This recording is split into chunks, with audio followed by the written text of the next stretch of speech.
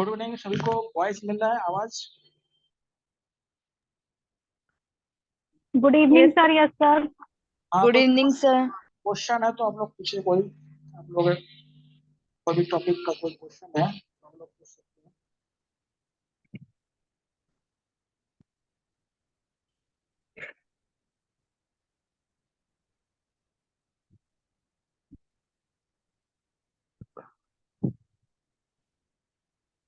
चलिए, नहीं है तो हम आगे देखते हैं। देखिए, कल आप लोगों को जो सल्तनत पीरियड है उसके जो डायनेस्टी है, 5 डायनेस्टी है, 5 डायनेस्टी है, उनके बारे में बताया था। अब उनको एक एक करके हम लोग देखेंगे। तो ये पहला जो डायनेस्टी है उसको स्लेव डायनेस्टी या गुलाम डायनेस्टी कहा जाता है, राजवंश कहा जाता है।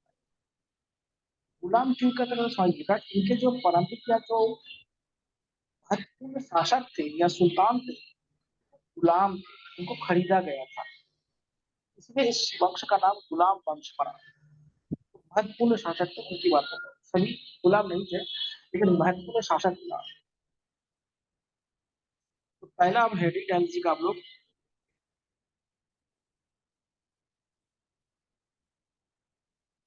गुलाम वंश या स्लेव डायनेस्टी।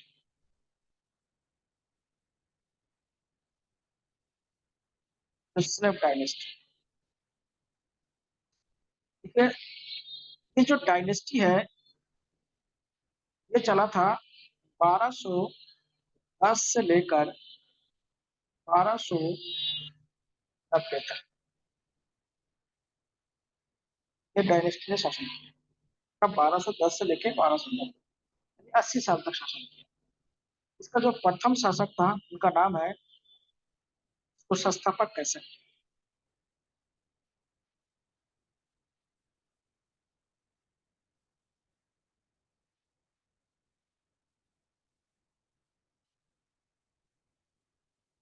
कुतुबुद्दीन ऐबक। इसे गुलाम वंश का संस्थापक या फाउंडर कहा जाता है। ये कब गद्दी पर बैठा था? 1210 में गद्दी पर बैठा। और ये किसके गुलाम थे? ये मोहम्मद गोरी के गुलाम थे। मोहम्मद गोरी ने इन्हें खरीदा था। मोहम्मद गोरी के गुलाम।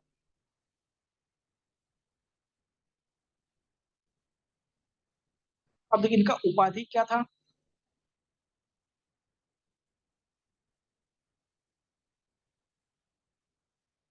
लाख बख्श।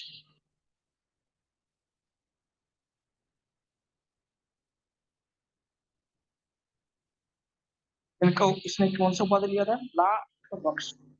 लाख बख्श का मतलब होता है लाखों में दान करते, बहुत दानी व्यक्ति था, इसलिए इनको लाख बख्श बख्श कहा गया था। इसके बाद क्या है, इन्होंने भारत में चोगन खेलना शुरू करा। चोगन मतलब जिसको आप पोलो कहते हैं,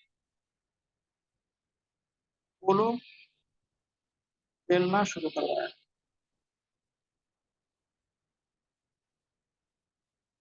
पोलो जानते हैं आप लोग, देखो घोड़े के पीठ पे चले जाते हैं।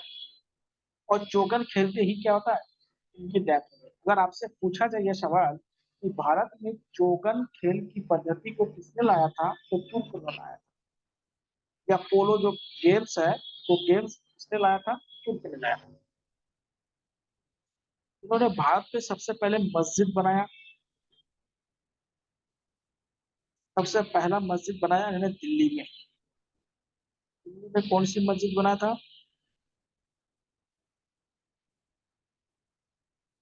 कुब्बत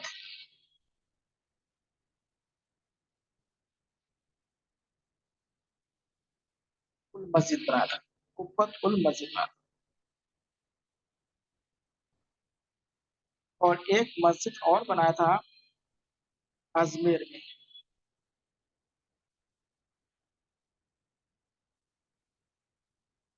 इसका नाम था आराई दिन का झोपड़ा। भारत में जो जो मुसलमानों ने जो मस्जिद बनाने का जो प्रथा शुरू किया था वो कुतुबुद्दीन ऐबक था। अगर आपसे पूछे जाए किसी शासक ने, क्योंकि इससे पहले लोगों द्वारा अपने पूजा स्थल का छोटे मोटे मस्जिद बना सकते हैं भारत में, इससे पहले वहां पे मस्जिद बन चुका था केरल वगैरह साइड में, उस पर मुसलमान रहते थे पहले से। लेकिन अगर शासक वर्ग द्वारा अगर कभी मस्जिद बनाया भारत में तो ये कुतुबुद्दीन ऐबक ने। दिल्ली में कुब्बत उल इस्लाम मस्जिद का कुब्बत उल इस्लाम मस्जिद है। और अढ़ाई दिन की मस्जिद, अढ़ाई जानते हैं, 2 और आधा दिन, 2.5 दिन जिसे कहते हैं, उसी में मस्जिद को बनाते तो अजमेर में। तीसरी बात, इन्होंने कुतुब मीनार की नींव रखी थी।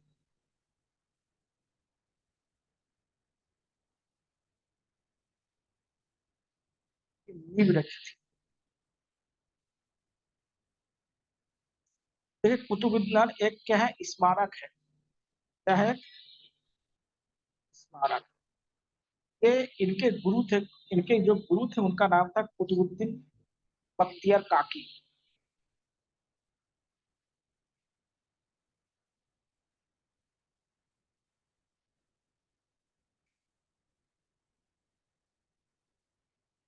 इनके याद में क्या है, कुतुब मीनार बनाया जा रहा है। इनके याद में या इनके स्मारक में क्या है, कुतुब मीनार बनाया जा रहा है। आप लोग बताइएगा कुतुब मीनार की हाइट कितनी है? वर्तमान में एक बार सवाल पूछा गया है कि कुतुब मीनार जो है उसकी हाइट कितनी है। तो देखिएगा कुतुब मीनार कहाँ पे है?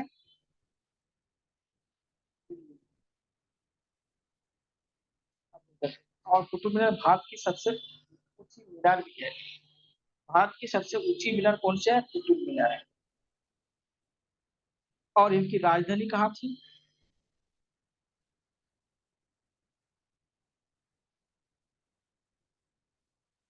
लाहौर। इनकी राजधानी कहाँ थी? लाहौर। तो लाहौर यानी दिल्ली राजधानी नहीं बना था, बल्कि लाहौर को अपनी राजधानी बनाया था। इसको अपनी राजधानी बना था लाहौर। हाँ जी। ये हो गया आपके कुतुबुद्दीन ऐबक।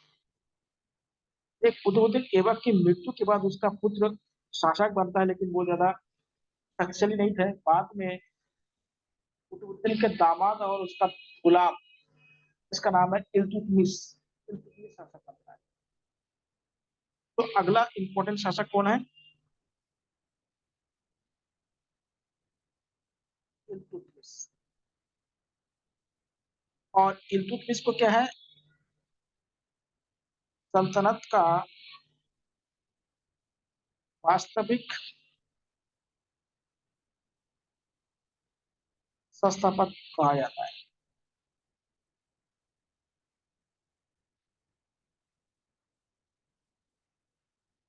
रियल फाउंडर कहा जाता है इसे। रियल फाउंडर क्या था कि देखिए कुतुबुद्दीन ऐबक ने अपनी राजनीति दिल्ली में नहीं स्थापित किया था।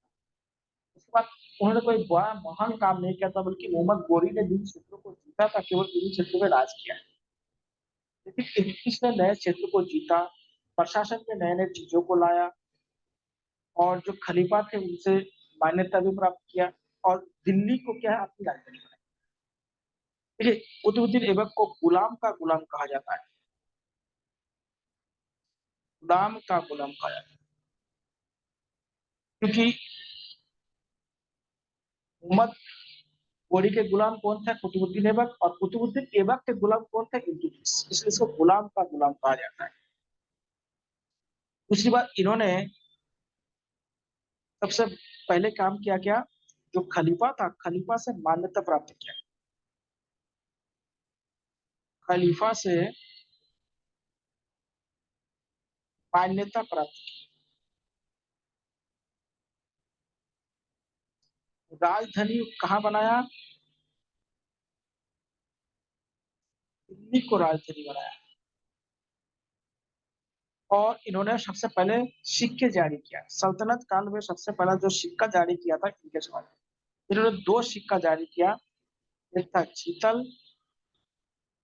जो चांदी का था, और दूसरा था टका, तांबा का। तो सल्तनत काल में सबसे पहले किस सुल्तान ने सिक्के जारी किया था? वो है आपका इल्तुतमिश। इन्होंने प्रशासन को सुदृढ़ करने के लिए क्या है, 40 लोगों का एक ग्रुप बनाया। जो अपने विश्वास पात्र लोग थे उनको मिला के 40 लोगों को उन्होंने ग्रुप बनाया। क्योंकि कोई भी सरकार बनाता है ना, तो जो मंत्रिमंडल या जिनको विश्वास पात्र लोग होते हैं उन्हीं को क्या है, रखते हैं। अभी देखिए कोई भी जहाँ भी सरकार है, केवल भारत की बात नहीं, दुनिया में कहीं भी सरकार है, सब अपने जो विचारधारा से सहमत होते हैं और उनको जो सपोर्ट करते हैं उन्हीं को क्या अच्छे पद भी मिलते हैं और उनको सपोर्ट भी मिलता है। तो जो भी सरकार बनाए, चाहे जिस कोई आप भारत में क्या है, जातिवाद बहुत ज्यादा चलता है। इसलिए उत्तराखंड में देख लीजिएगा, कभी ठाकुरों की सरकार बनती है तो ठाकुरों का बहुत ज्यादा चलता है, जब ब्राह्मणों की सरकार बनती है तो ब्राह्मणों का चलता है। तो ये हर जगह चलता है। इन्होंने क्या किया, उसको कहते हैं चहलगानी या चालीसा कहते हैं। चहलगानी का स्थापना किसने किया था? ठीक है, चहलगानी क्या है, एक प्रशासनिक इकाई था, प्रशासनिक यूनिट इकाई कहा जाता है। तो उनके विश्वास पात्र लोगों को मिला के बनाया गया है। हर जगह, हर जगह ऐसा होता है। देखिए जो लोग क्या होता है, मुख्यमंत्री बनते हैं, उसके बाद जो आईएएस पीसीएस ऑफिसर जो मुख्यमंत्री के जब बहुत ज्यादा करीबी होते हैं उनको डीएम बनाते हैं, बाकी लोगों को क्या इधर उधर रख देते हैं। वो हर जगह होते रहते हैं। तो दूसरी बात क्या है, इन्होंने क्या है, जो कुतुब मीनार है उसका निर्माण पूरा किया था। कुतुब मीनार का निर्माण पूरा करवाया।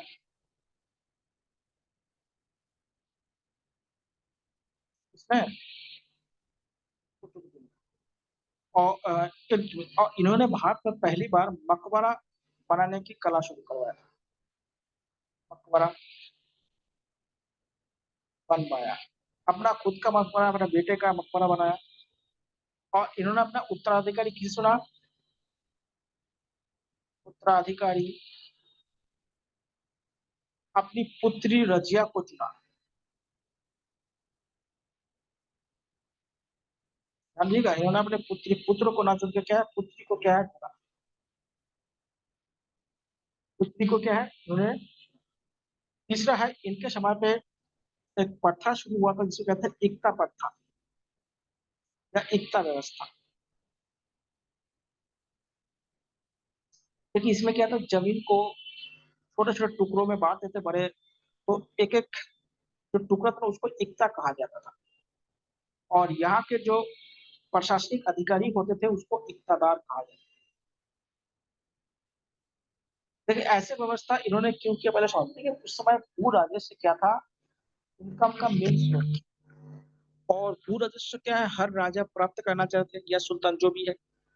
लेकिन मुसलमान या जो तुर्क आए थे ना, संख्या में इतना ज्यादा नहीं आए थे कि ग्रामीण क्षेत्र से क्या है, रेवेन्यू कलेक्ट किया जा सके। भाई जब कहीं दूसरे देशों से आएंगे तो इतना ज्यादा संख्या में थोड़ी ना आ पाएंगे भारत जैसे विशाल देशों में, उतना बड़े क्षेत्रफल में मतलब शासन करना, क्योंकि जो मिडिल एशिया में छोटे छोटे राज्य हुआ करता था। तो उन्होंने क्या किया कि अपने जो विश्वास पात्र लोग थे उनको जमीन बट दिया और उनसे बोला कि आप रेवेन्यू कलेक्ट करो। इसको क्या है, एकता व्यवस्था शुरू किया। तो एक एकता व्यवस्था क्या है, एक प्रशासनिक सुधार है। इसमें क्या था, भू राजस्व को प्राप्त करने के लिए ऐसा किया गया था। ध्यान देगा, ये क्या है, एकता व्यवस्था, इसका मेन उद्देश्य था भू राजस्व को प्राप्त करना, आसानी से कैसे प्राप्त किया जा सकता। तो इल्तुतमिश के समय में ये सारे घटनाएं। अब देखिए इल्तुतमिश के बाद क्या है, उसकी पुत्री राजिया बेगम शाशिका बनी।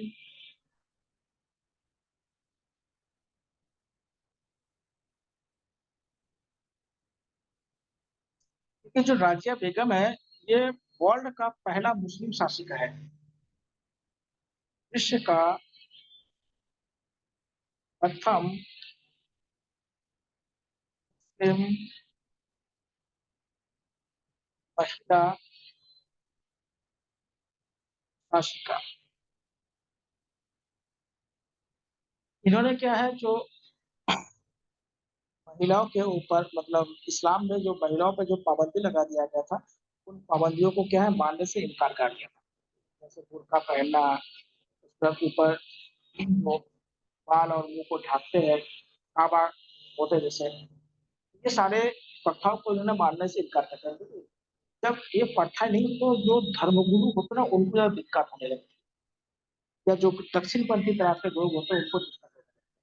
अब देखिएगा हिंदू समाज में क्या होता है, जैसे भी महिलाएं होते हैं उनके जो बड़े रिश्ते से जो बड़े होते हैं उनके पुरुष के सामने क्या था घूंघट ओढ़ के जाते हैं, अभी भी गाँव में होते हैं। लेकिन क्या है अगर मान लेते हैं गाँव में अगर कोई महिला ऐसे नहीं जाती होगी तो उनको कितना प्रताड़ना सहना पड़ सकती है, तो वो गाँव वाले महिलाओं की समझ सकती है। अब शहर में क्या है न्यूक्लियर फैमिली है तो इसमें उतना ज्यादा दिक्कत नहीं, कोई अपना इतना घनिष्ठ नहीं होते हैं, तो उसमें क्या होता है ये सारा जो पर्दा प्रथा है ये धीरे धीरे खत्म हो रहा है। तो हिंदू समाज में भी क्या है बहुत पहले पर्दा प्रथा, अभी भी गाँव साइड पे क्या तो होता है, ये चलता था। मुसलमानों में तो गुस्सा अभी भी ज्यादा है, वो दक्षिणपंथी लोगों को अच्छा लगता है, जो नए विचार वाले होते हैं उनको नहीं। देखिए ये क्या है, ये पुरुष जैसे शासन, लेकिन क्या था सबसे ज्यादा इनको दिक्कत हुआ था जो क्या था, जो मुस्लिम धर्मगुरु जिसे उलेमा कहते हैं। कि हमारे यहाँ पे जो हिंदू धर्म में जो ब्राह्मण होता है, या ब्राह्मण तो नहीं कहेंगे पुरोहित से कह सकते हैं, इसे उलेमा या मुफ्ती कहा जाता है। मुफ्ती या जो उलेमा होते हैं, ये क्या है, जैसे हिंदू में जो पुरोहित होते हैं पुरोहित के बराबर।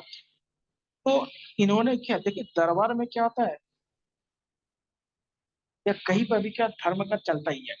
तो जब उन्होंने क्या है महिला होके जब बुर्का वगैरह या इस्लामिक जो कल्चर है उसको फॉलो करना बंद कर दिया, तो उलेमा और मुफ्ती ने इनका विरोध कर दिया। और बाद में जो ये 40 के जो सरदार थे उन्होंने भी इसका विरोध किया, तो इन्होंने क्या ज्यादा समय तक शासन नहीं कर पाए, लेकिन क्या इतिहास में बहुत ही नाम है, ये विश्व का प्रथम मुस्लिम महिला शासिका तो नहीं है, वो कौन है, रजिया सुल्तान। समझिएगा रजिया सुल्तान के बारे में। उसके बाद देखिए, राजिया सुल्तान के बाद अगर कोई प्रथम शासक बना है वो बना बलवान। बलवान देखिए इनका पूरा नाम है गयासुद्दीन बलवान है। पूरा नाम क्या है, गयासुद्दीन। ये भी गुलाम था। ये भी क्या था, गुलाम। ये क्या हुआ था, इन्होंने अपने दामाद को मार के शासक बना था। दामाद को मार दिया और वो शासक बना था। ये बहुत ही क्या है क्रूर शासक थे, या कह सकते हैं बहुत ही अपने आप को वैभव में दिखाना चाह रहा था। यानी जैसे राज दरबार होते थे उसको हमेशा चमका के रखते थे। जब वो क्या था बहुत लगता था कि हमेशा राज दरबार में उत्सव हो रहा है। समझिएगा आप आजकल देखिएगा हमारे यहाँ पे जो मोदी जी का जो रैली वगैरह आप लोग देखे होंगे, वो क्या है उसको इवेंट मैनेजमेंट कहा जाता है। इवेंट मैनेजमेंट इसलिए होता है कि उनको पूरी तरह से पहले वेल मेंटेन किया जाता है कि कहाँ पे क्या होगा पूरा एकदम, जैसे कि मीडिया वगैरह में आए तो लगे कि कोई शासक जा रहा है। तो उससे पहले मनमोहन सिंह या पहले के जो प्रधानमंत्री थे उनके यहाँ पे इस तरह से इवेंट मैनेजमेंट नहीं होता था। तो आज मोदी जी ने आया के ये नया इवेंट मैनेजमेंट वाला काम किया है। तो उनको देखिए कपड़े वगैरह देखिए कितना चमकीला पहनते हैं, और कितना एकदम पूरा रेसिंग कपड़े पहनते हैं, गाड़ी वगैरह कलम चश्मा वगैरह एकदम पूरा एकदम जैसे कई कलाकार होते हैं उस तरह से होते हैं, तो उसको इवेंट मैनेजमेंट कहते हैं। तो ये बलबन भी क्या था, बहुत बड़ा इवेंट मैनेजमेंट। बलबन क्या था, इवेंट मैनेजमेंट की बहुत बड़ा। इन्होंने क्या है, देखिए सबसे पहले इन्होंने देखा कि जो चालीसा था या चहलगानी था, उसके पहले ये सदस्य था, और उसी को क्या है जब शासक बना तो इन्होंने चहलगानी को खत्म कर दिया। तो चहलगानी बना था या चालीसा जिसे कहते हैं, चहलगानी या चालीसा, इसको इन्होंने खत्म कर दिया। वो खत्म कर दिया।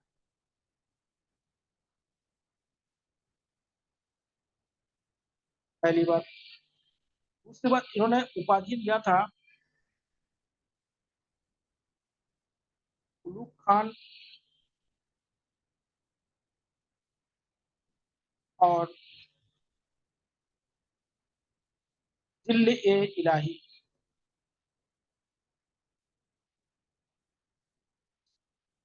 चिल्ली का मतलब होता है प्रतिबिंब होता है, और इलाही का मतलब भगवान, यानी भगवान का परछाई। मतलब अपने आप को क्या है, जो गॉड है, ईश्वर है, उसका परछाई या उसका शैडो है, वो माना था।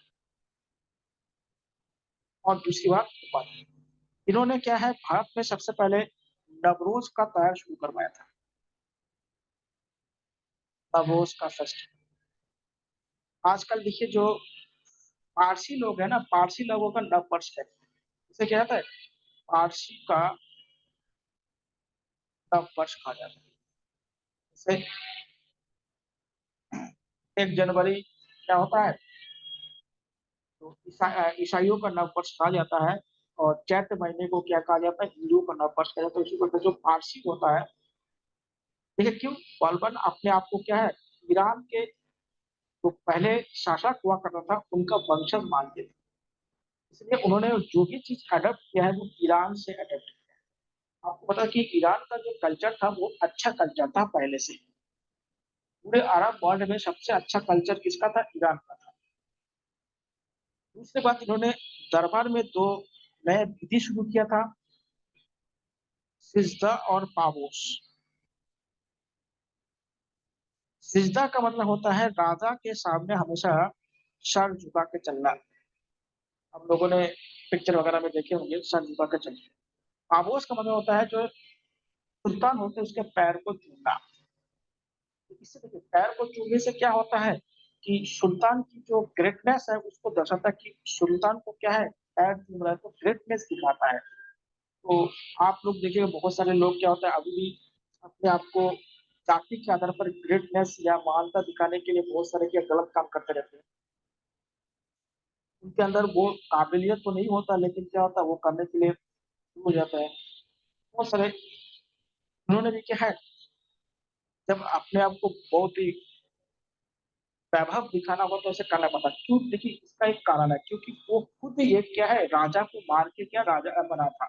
जानता था कि मैं अगर ऐसा नहीं करूंगा तो कोई दूसरा मुझे मार के क्या होगा, मेरा गद्दी छीन लेगा। तो राजतंत्र में क्या होता है, ये चलता रहता है। तो राजतंत्र में क्या होता है, ये सारे चीजों को क्या होता है, करना स्वाभाविक।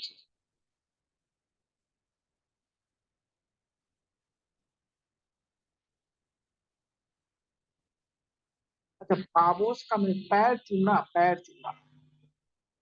पाबोस का मतलब होता है पैरों को चूमना। राजा जो सुल्तान होते हैं, इसका मतलब होता है सर झुकाना, सिर को झुकाना।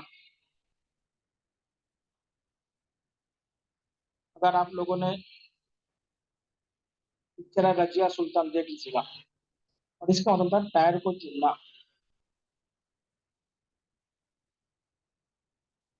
सबके पैर नहीं, जो सुल्तान होंगे उसके पैर चूमना होता है। ठीक है। सिजदा का मतलब होता है राजा के सामने कभी भी राजा से आंख मिला के बात नहीं कर सकते। और पाबोस का मतलब होता है उसके पैर को चूमना, जिससे राजा की या उस समय जो सुल्तान थे उसकी महानता बने रहे। इसलिए ये सब होते रहते हैं।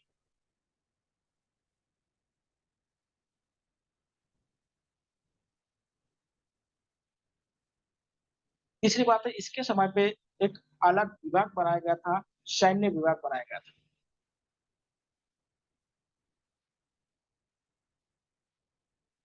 जिसे वन ए अर्ज कहा जाता था। सैन्य विभाग बनाया गया था, इसके समय में क्या हुआ, सैन्य विभाग। क्योंकि सैन्य विभाग देखिए इल्तुतमिश के समय पे क्यों नहीं था, क्योंकि उनके समय पे 40 लोगों का समूह था, तो उनके पास सेना हुआ करता था। जब उन्होंने 40 को खत्म कर दिया तो उनको अपना सेना चाहिए, तो उन्होंने अपने ये क्या है, सेना की व्यवस्था शुरू की। के समय पे ये नवरोज की तैयारी होगा था। उपाधि उलूग खां की, जिनने ये जिलाही की उपाधि लिया था।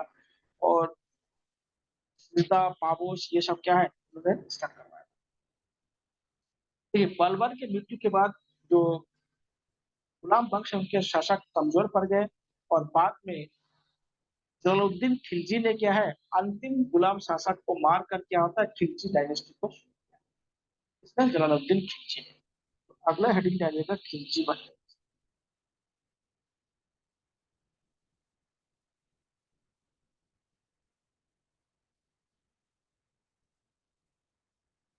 राजवंश। देखिए इनके जो संस्थापक थे, देखिए इनका जो शासनकाल था 1290 से लेके 1320 तक था। इसका संस्थापक था जलालुद्दीन खिलजी।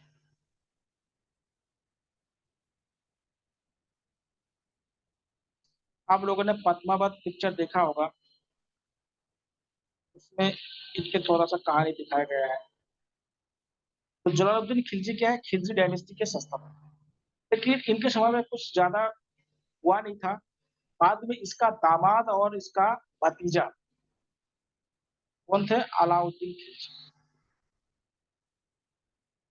आप लोगों ने पद्मावत देखे होंगे, उसपे उनको दिखाया गया है। खिलजी क्या है, सुल्तान बने। जो अलाउद्दीन खिलजी क्या है, बहुत प्रैक्टिकल वाले व्यक्ति थे। वो पद्मावत में जैसे दिखाया गया है, वास्तव में ऐसा नहीं है। पिक्चर है तो उसमें थोड़ा सा दिखाना जरूरी हो जाता है। और दूसरी बात क्या है कि पिक्चर में कलाकारों को चयन करते समय भी ध्यान रखना होता है कि किसको, कलाकार को कहाँ पे चुनना होता है, क्योंकि कलाकार का कि क्या होता है, उनके डायलॉग, बॉडी लैंग्वेज होता है। उस हिसाब से क्या था, वैसे कैरेक्टर नहीं था जो उसमें दिखाया गया है। सेम टू सेम नहीं था, वो अलग था। देखिए इन्होंने क्या है, अपने चाचा और अपने ससुर जलालुद्दीन खिलजी को मार के क्या है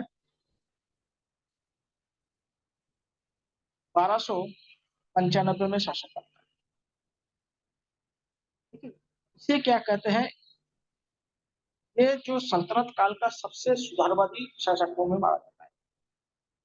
उनको पद्मावत में केवल उनके नेगेटिव कैरेक्टर को दिखाया गया, ऐसे नहीं था कि केवल नेगेटिव ही थे, ऐसे नहीं। इन्होंने सल्तनत के काल में जितना सुधार किया है वो सब इनका निमित्त था। देखिए अलाउद्दीन खिलजी जब शासक बने थे तो उन्होंने, क्योंकि ये ज्यादा पढ़े लिखे नहीं थे, तो इनका मानना था कि जो शासक राजा होता है, राजा को धर्म पे ज्यादा फोकस नहीं करना चाहिए। धर्म अलग चीज है, राजा अलग। इनका पहले इन्होंने उलेमाओं को बता दिया था कि राजनीति में धर्म को मत लाइए। राजनीति अलग चीज है और धर्म अलग चीज है, उसको अलग अलग चीज है। इन्होंने क्या किया, बहुत सारे सुधार किए। शासन में क्या क्या सुधार, इसको रिफॉर्म कहा जाता है। सबसे पहले इन्होंने क्या किया, प्रशासन में सुधार किया। जो प्रशासन में कमजोरी आ गया था, उस प्रशासन में सुधार किया। लेकिन इन्होंने क्या किया कि जो दरबार था, दरबार में शराबबंदी कर दिया, शराब कोई नहीं पिएगा। शराब पीने के बाद क्या होता है, लोग उल्टा सीधा करने लगता है, शराबबंदी कर दिया। दूसरा, जो अमीर या जो सरदार होते थे, उनको क्या है, अपने बेटे और बेटियों को आपस में विवाह करने से मना कर दिया। देखिए क्या होता है, जब सरदार अपने बेटी और बेटे को विवाह कर देते तो आपस में गुटबाजी करते हैं और क्या षड्यंत्र करना शुरू करते हैं। तो क्या है, अमीर का मतलब यहाँ पे उस समय के मंत्री को अमीर कहते हैं। अमीर मतलब कोई धनी व्यक्ति नहीं है, समझ लीजिएगा। अमीरों को वैवाहिक संबंध पर प्रतिबंध लगा दिया।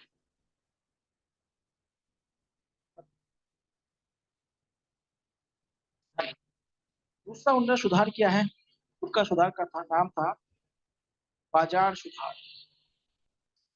Market reform. ये अलाउद्दीन का सबसे बड़ा सुधार माना जाता है। अब ये मार्केट में देखिए, उस समय 3 प्रकार के मार्केट होते थे। एक मार्केट था जिन्हें अनाज कहते थे, अनाज मंडी जिसे कह सकते हैं, अनाज का मार्केट। दूसरा था वस्त्र का मार्केट। और तीसरा था मवेशी, मतलब पशु पक्षी को मवेशी कहा जाता है, मवेशी का मार्केट। देखिए क्या था, अलाउद्दीन खिलजी के समय पे मंगोल आक्रमण बहुत ज्यादा बढ़ गया था। तो अलाउद्दीन को बड़े पैमाने पर क्या था, ये था सेना चाहिए था। तो सेना को वेतन देने के लिए पैसा उतना नहीं था उनके पास। तो उन्होंने क्या किया, एक राशन व्यवस्था, जैसे आजकल आप लोग देखते हैं जो पीडीएस सिस्टम है ना, राशन के दुकान से जो अनाज लेते हैं, या आप लोगों ने देखा होगा आर्मी जो लोग होते हैं आपके घरों में होगा, आर्मी को जो कार्ड मिलता है, ये व्यवस्था अलाउद्दीन खिलजी ने आर्मियों को दिया था सबसे पहले। उन्होंने जितने भी आर्मी को भर्ती किया था उनका वेतन कम कर दिया था और उनको क्या था, कैंटीन सुविधा कर दिया था। बाजार में उनको एक क्या है, एक कार्ड बना के दे देते उस समय के हिसाब से, और उस कार्ड के हिसाब से क्या था, सस्ते अनाज जो आर्मी में जो लोग भर्ती थे वो खरीद सकते थे। या कह सकते हैं आजकल की तरह जो पीडीएस सिस्टम है जिसको राशन व्यवस्था कहते हैं, तो राशन व्यवस्था का जनक कौन थे, अलाउद्दीन खिलजी। समझी का, उन्होंने अनाज का कैसे राशन व्यवस्था कर दिया। राशन राशन का दुकान था, राशन व्यवस्था के रूप में बदल दिया। वस्त्र, देखिए उस समय जो महंगे वस्त्र बनते थे, ठीक है, महंगे वस्त्र जो राज परिवार के लोग हैं वो महंगे रेशम के वस्त्र पहनते थे। और उस समय दो जगह पे बहुत अच्छा रेशम के वस्त्र बनते थे, एक मुल्तान और एक था ढाका। ढाका और जो मुल्तान है ये रेशम के लिए बहुत, रेशम वस्त्र के लिए बहुत पहले जाना जाता था। यहाँ से जब वस्त्र मंगा के दिल्ली में आते ना, तो जो व्यापारी होते थे वो बिचौलिया की तरह काम करते, वहां से कम दामों में खरीदते थे और यहाँ पे आके बहुत उच्च दामों पर बेचते। उन्होंने बोला कि वस्त्र का दाम फिक्स कर दो, और इन्होंने कहा कि अगर तुम्हें घाटा होता है तो हम तुम्हें सब्सिडी देंगे, जैसे आजकल कहते हैं सब्सिडी। तो इन्होंने सबसे पहले सब्सिडी व्यवस्था शुरू की, ध्यान दीजिएगा। और मवेशी यानी पशु, मवेशी मेन लेते उसमें घोड़े यानी हॉर्स की आवश्यकता बहुत ज्यादा था। देखिए देखिए भारत के जो घोड़े होते हैं ना वो ज्यादा अच्छे नस्ल के घोड़े नहीं होते। तो अधिकतर जो घोड़े होते हैं ईरान या कह सकते हैं मिडिल एशिया के जो बेल्ट है वहां पे घोड़े अच्छे होते हैं, तो वहाँ का जो क्लाइमेट है वो क्या है, घोड़े के जो क्लाइमेट के लिए अच्छा माना था। तो वहां से जब घोड़े लाते वो उच्च दामों में बेचते थे मार्केट में। तो उन्होंने भी बोला कि जो घोड़े लाते हैं उसका एक दाम फिक्स कर दे, इससे ज्यादा दाम आप नहीं बेच सकते। एक उच्च दाम, जैसे देखिएगा इसको एमआरपी कहते हैं। देखिए हर वस्तु में आजकल लिखा था ना एमआरपी, उससे ज्यादा आप बेच नहीं सकते। तो मान लिया कि आप घोड़े लाते तो उस घोड़े को पहले क्या होता है, राजा के जो अधिकारी होते उनको दिखाना होता, तो उन लोग दाम फिक्स करते थे, फिर उसी दाम पे बेचना होता था। तो समझिएगा उन समय में इन्होंने अनाज व्यवस्था शुरू किया, यानी राशन व्यवस्था शुरू किया, सब्सिडी व्यवस्था शुरू किया, फिर उच्च प्राइस वाला जो व्यवस्था ये भी शुरू किया। तो कितना बड़ा सुधार किया है, मार्केट में सुधार किया है। और इसके लिए गुप्तचर रखे थे, कोई भी अगर व्यापारी अगर गलत करते उसको उतना जितना बेईमानी करेंगे उसके शरीर से उतना मांस काट के ले ले लेते। सजा भी बहुत ज्यादा था, ऐसे नहीं कि मतलब सजा मतलब गद्दारी कर दे, तो ऐसे नहीं था, सजा भी बहुत बढ़िया दिया जाता था इसमें। देखिए ये कहते हैं मार्केट रिफॉर्म कहते हैं, बाजार सुधार कहा जाता है। अनाज तीन तरह के मार्केट थे, अनाज मार्केट, वस्त्र मार्केट और मवेशी में एनिमल मार्केट हो गया, क्लॉथ मार्केट हो गया, और जो जींस कहते हैं अनाज को जींस मार्केट हो गया। तो तीन प्रकार के क्या है मार्केट थे, उनको क्या है सुधार किया है, क्योंकि उनको एक विशाल आर्मी की आवश्यकता था, और आर्मी को सब्सिडी पे अगर उनको वस्तु दिया जाएगा तो कम वेतन से ज्यादा आर्मी रखा जा सकता है।